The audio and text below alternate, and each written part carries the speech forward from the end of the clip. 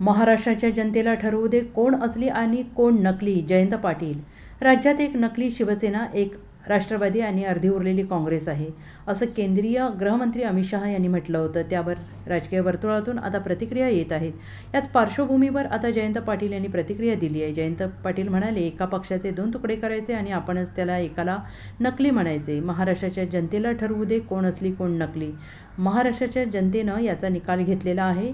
तो मताच्या पेटीत आपल्या सर्वांच्या समोर येईल.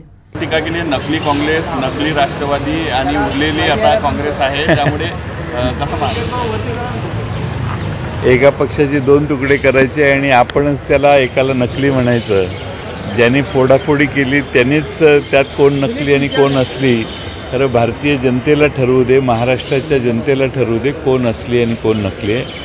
महाराष्ट्रातील जनतेने याचा निकाल घेतलेला आहे. तो मताच्या पेटीत आपल्या सर्वांच्या समोर येईल. Bureau report, SBN Marathi, Mumbai.